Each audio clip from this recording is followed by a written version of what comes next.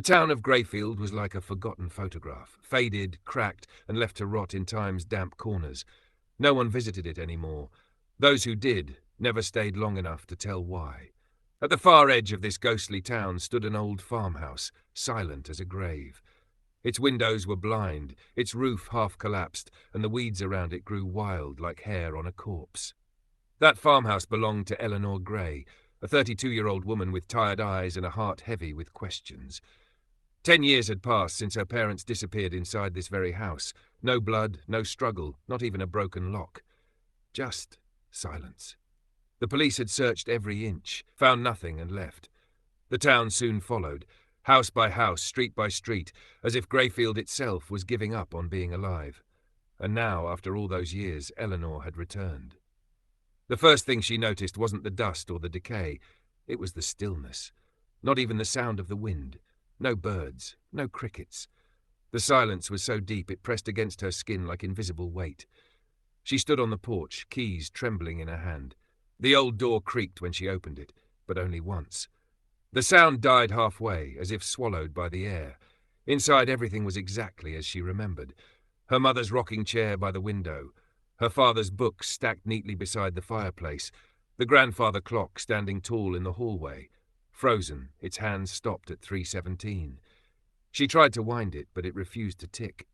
Strange, she muttered under her breath. But even her own voice felt wrong, muffled, flat, like speaking underwater. She tried the light switch. Nothing. No electricity. The phone, dead. Her cell phone showed no signal. It was as if Greyfield didn't exist anymore. Not on any map, not even in time. That night, she unpacked in her old bedroom, the same one with faded blue wallpaper and a cracked mirror beside the bed. The moonlight crawled across the floor like silver smoke. Eleanor lay down, staring at the ceiling, and memories began to flood back. Her mother's laughter echoing through the halls, her father humming while fixing old radios. And then, that last night, the memory came like lightning, her father's terrified face whispering something as he locked the door, her mother crying, and then a noise, something not human moving outside. She sat up, heart pounding. The air around her suddenly felt too heavy, too thick. Stop it, she told herself. You're just tired. It's the house. Old houses make sounds. But this house didn't. Not anymore. In the middle of the night, Eleanor awoke to a whisper. At first she thought it was the wind, but there was no wind in Greyfield. The whisper came again, faint like a voice seeping through the walls. A woman's voice, soft, familiar. Open quote, don't make a sound, it hears you, close quote. Eleanor's eyes shot open. Her breath caught in her throat. Mom, she whispered. Silence. Then the floorboard beside her bed clicked, just once. Her heart thundered. Slowly she turned her head toward the sound, her eyes wide in the moonlight. But there was nothing there, just shadows, breathing in rhythm with her fear. She tried to move, but her body refused. Every instinct screamed at her to stay still. The whisper came again, closer now, right beside her ear. Open quote, don't make a sound, close quote. Eleanor bolted upright, gasping. The room was empty, the air thick and still. The mirror beside her bed was fogged, as though someone had just breathed against it. Her pulse raced, her hands shook. She backed away slowly until she reached the door. That's when she noticed something carved into the wooden frame, faint but visible under the moonlight. Words she'd never seen before. Open quote. It lives in silence. Close quote. The next morning she searched every corner of the house for a logical explanation. Pipes, drafts, animal nests, anything. But the house was empty. Too empty. Every object looked staged, too clean for 10 years of abandonment. Even the dust seemed arranged in strange patterns, as if the house was resetting itself. She went outside for air, but even there the silence followed. The trees didn't sway, the leaves didn't rustle, the air was perfectly still. When she looked down the long dirt road leading into Greyfield, she realized something horrifying. The entire town was gone. The buildings that used to stand nearby, the store, the post office, even the church, were all just empty lots now, covered in grey fog. Her heart froze. She turned back to the house. For a moment, just one, she thought she saw a figure in the window upstairs, a tall, dark shape watching her. But when she blinked, it was gone. That night, she sat by candlelight, reading her father's old notebooks. Most of them were filled with sketches, symbols, ear-shaped markings, and words written over and over again. Open quote, "Stay quiet. It listens. Sound awakens it. The silence is not empty." Close quote. Eleanor frowned.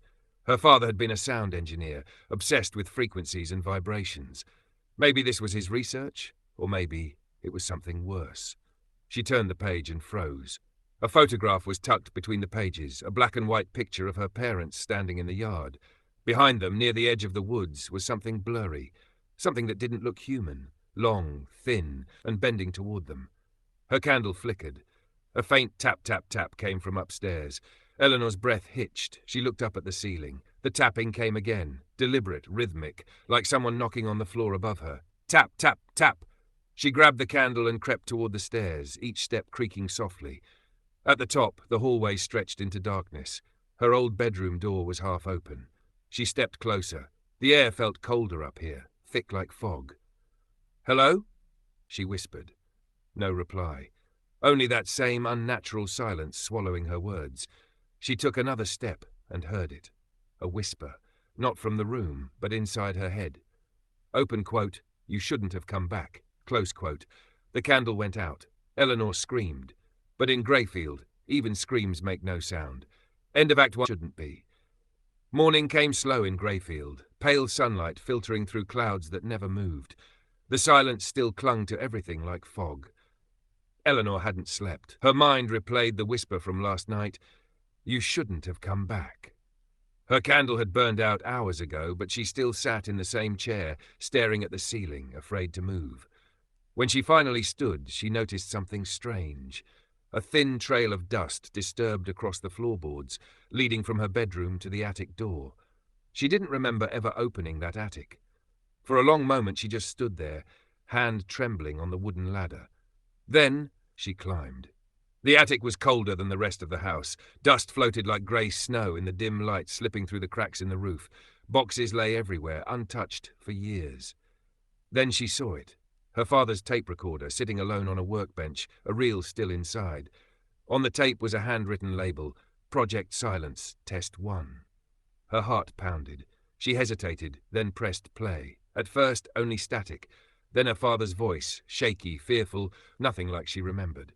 Open quote, Day 12. The entity reacts to sound. Even the faintest whisper draws it closer. It moves fast, too fast. We tried silence, but silence only hides us for so long.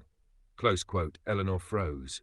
Open quote, I can't tell if it's intelligent, but it learns. It knows when we're afraid. It listens to the heartbeat. Close quote, a low thud echoed from the background of the tape. Her father gasped, and then the recording cut into violent static. Eleanor's hands trembled. She stopped the tape. The silence that followed felt heavier, watchful. Then she heard something, a floorboard creak behind her. She turned. Nothing. Only the faint outline of a tall shadow against the far wall. Too tall to be human, too still to be a trick of light. Eleanor stumbled backward, her shoulder brushing a hanging wind chime. It rang once, a soft, trembling note. Immediately, the air changed. It was as if the house had taken a breath after years of holding it. The dust stopped floating. The silence broke. Then, from somewhere below, came a deep, guttural hiss. Eleanor dropped the recorder and bolted down the attic ladder. Her pulse thundered in her ears. The hiss followed, low and wet, dragging itself closer, moving faster than footsteps should. She ran into the living room and froze. The radio, dead for days, had turned on by itself. Static roared from it like white noise. Through the static came a faint whispering voice. Open quote, turn it off, or it will come. Close quote. Eleanor's shaking hand reached toward the dial, but before she could touch it, the static warped into something else. Not a voice, not human. It was breathing, loud, ragged, almost animal-like, and it was not coming from the radio anymore. The front door creaked, slowly, deliberately. Eleanor turned her head toward it, heart hammering so hard it hurt. The door stood open, just an inch. Beyond it, the fog outside seemed thicker, darker. She took a step closer, trying to see. Something moved. A shape shifted in the mist, tall, angular, limbs bending the wrong way. It stood still, like a silhouette carved from smoke. Eleanor didn't breathe, didn't blink. Then a sound, a faint click, like claws against wood. Her father's words echoed in her head, it reacts to sound. Eleanor moved back slowly, step by step. Her heartbeat felt loud enough to betray her. The figure tilted its head toward her, as if listening. Then it vanished. Gone. She looked around the empty room, trembling. "It's not real," she whispered to herself. "It's—" A sudden crash exploded behind her, the sound of glass shattering. She spun around. The mirror above the fireplace had cracked down the middle. Across its surface, words appeared as if written by invisible fingers. Open quote, "You made a sound." Close quote. Eleanor stumbled backward, tripping over a chair. Her candle fell and rolled away, its flame dying instantly. From the darkness behind her came the faintest whisper, so close she could feel the air move. Open quote, "Now it knows." Close quote. Night fell too quickly. The fog outside pressed against the windows like living skin. Eleanor barricaded the doors with furniture, locked every window, and sat in the corner holding her father's recorder like a weapon. But she couldn't stop thinking about the other tapes, the ones she hadn't played. Finally, she couldn't resist. She found another cassette labeled Test 4. Her father's voice was weak, almost whispering. Open quote, "It's in the walls now. We tried to leave, but the road loops. The trees move. I think it's using sound to find us. If anyone finds this, stay quiet. Don't speak. Don't breathe loud. It's not blind. It hears the heart." Close quote. The tape ended with a sound. A scream, cut short. Eleanor shut it off. Her whole body shook. That's when she heard something new. A faint rhythmic tapping, coming from the kitchen. Tap, tap, tap. She forced herself to move, step by step. The tapping stopped. The refrigerator door was open. Inside, the light flickered. And on the wall beside it, written in fresh red letters, not paint, not ink, something wetter, were words that froze her blood. Open quote, "Hello, Eleanor." Close quote. Her hands trembled. She stepped back slowly, choking on fear. Something moved behind the fridge, scraping softly, like claws on metal. She turned to run, but her foot hit the recorder. It clattered against the floor, loud in the silence. The sound echoed through the house like thunder. Then, a shriek, a monstrous, piercing shriek that shattered the air. Eleanor ran, up the stairs, into her room. She slammed the door and pressed herself against it. Something hit the door from the other side. Hard. The wood cracked. Again, again. She screamed, but no sound came out. Not here. Not in Greyfield. The pounding stopped. Silence returned. And through the crack in the door, she saw it, just for a heartbeat. A grey, twisted figure crawling on the ceiling, its head cocked sideways, skin smooth and reflective, two slits where ears should be, twitching, listening. It turned toward her and smiled. Eleanor fainted before it reached her. When she woke hours later, the house was quiet again. The recorder lay beside her, still playing, her father's final words looping over and over. Open quote, "Don't make a sound, it hears you." The storm came without sound. Dark clouds rolled over Greyfield like heavy curtains, swallowing what little light was left. Yet there was no thunder, no rain, only the heavy scent of soil and decay. Eleanor woke up on the floor of her room, her throat raw, her mind blank. The house around her was still. Too still. The clock on the wall remained frozen at 3:17, just as before. She tried to stand, but every muscle in her body screamed. She remembered the pounding on the door, the figure crawling across the ceiling, and then nothing. She looked down. Her arm was cut, deep scratches, thin and parallel. Not from glass. Not from claws either. They looked like fingertips. She stumbled into the hallway, calling weakly, "Is anyone here?"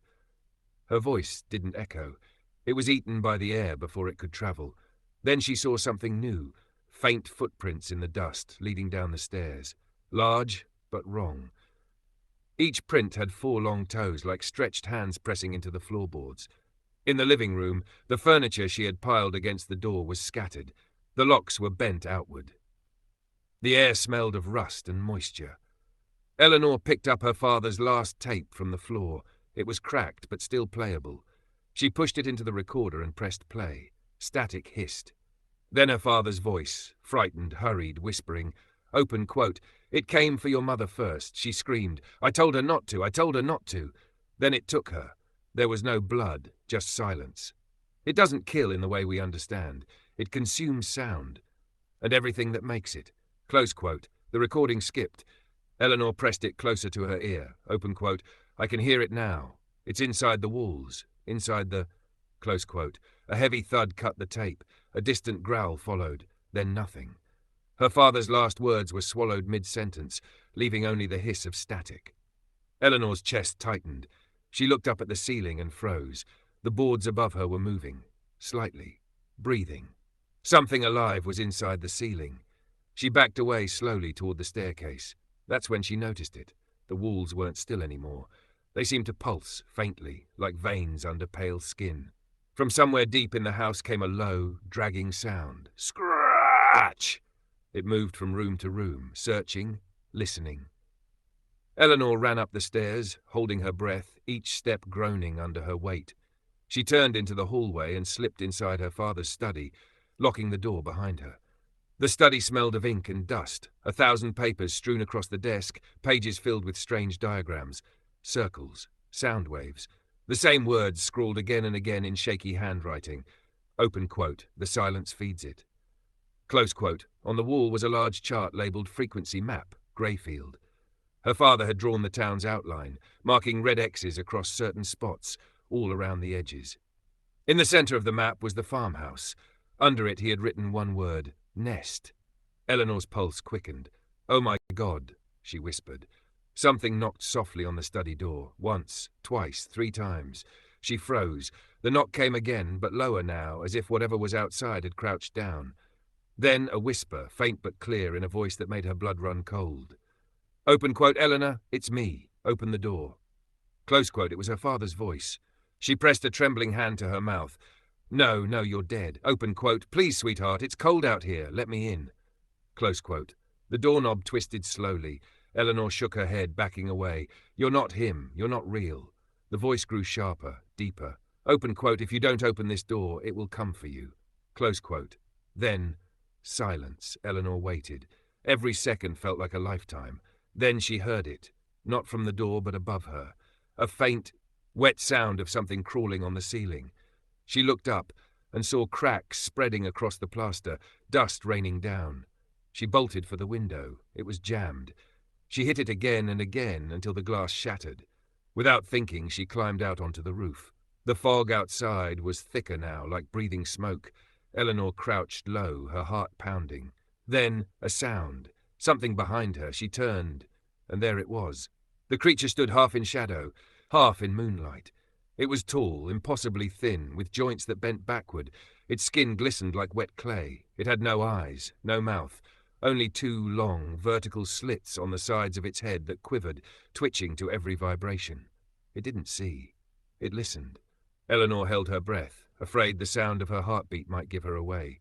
The creature tilted its head, sniffing the air. Then it crouched and leapt across the roof, landing inches from her. She screamed before she could stop herself. The monster snapped toward her, its slits flaring open. It shrieked, a sound so high-pitched it made her ears bleed. Eleanor slipped and fell off the roof, hitting the ground hard. Pain shot through her leg, but adrenaline kept her moving. She limped toward the barn nearby, dragging herself through the dirt.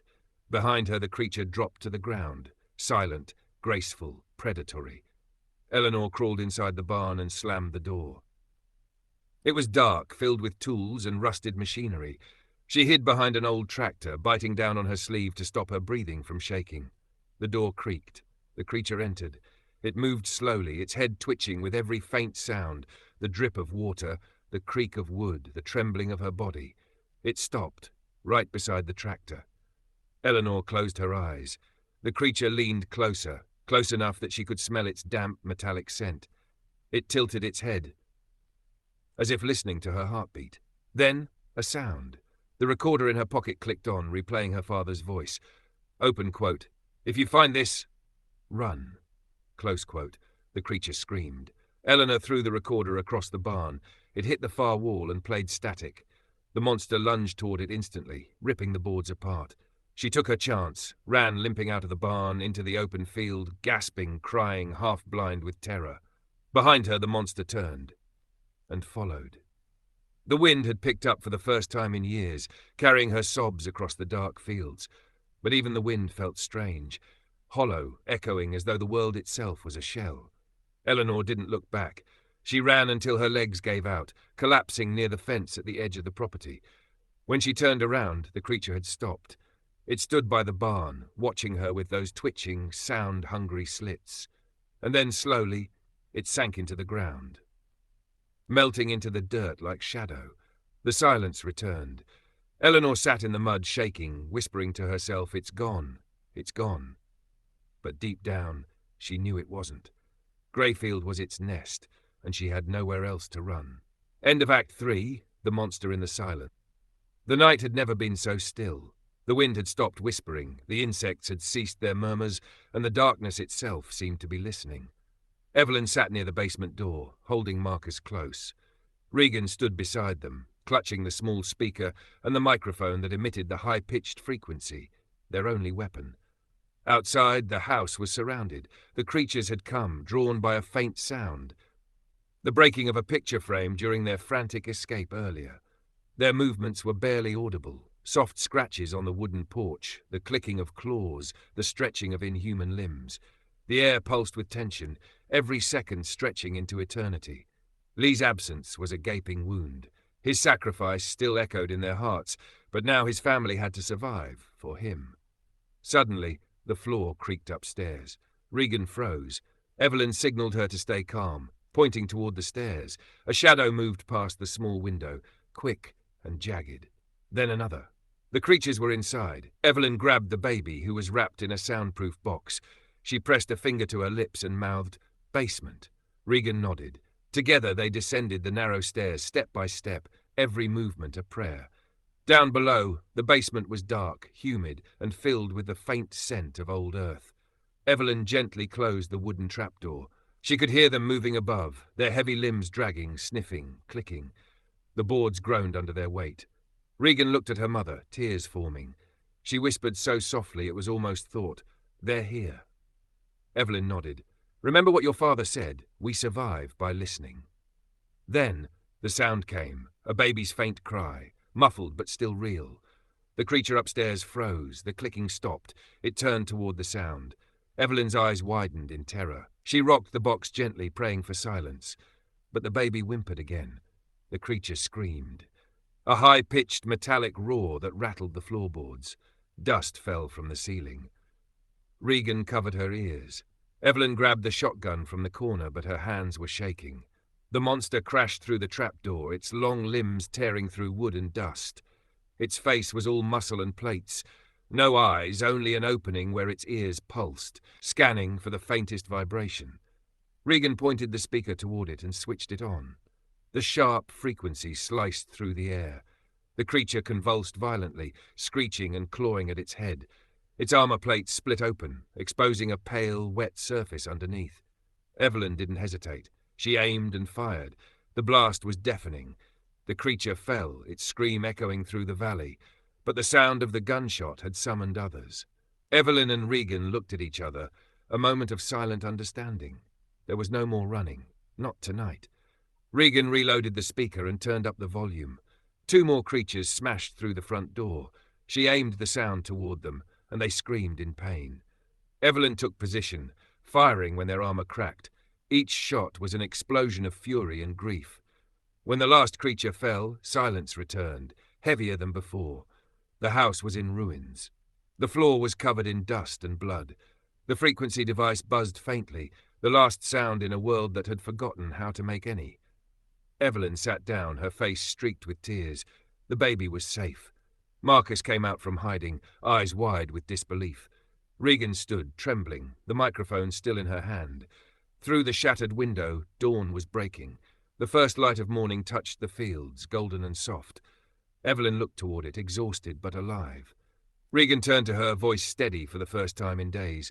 "We can fight them." Evelyn nodded. "We can." And for the first time since the world had fallen silent, Evelyn allowed herself to breathe. Above them, faintly, in the distance, a guttural roar echoed back from the forest. Dozens of them, maybe hundreds. Regan glanced at the weapon, then at her mother. Evelyn pumped the shotgun, her face calm and fierce. The camera would pull back here, showing the family standing in the destroyed farmhouse, the morning light spilling across the floor, weapons in hand, ready for what was coming. A quiet world, preparing for war.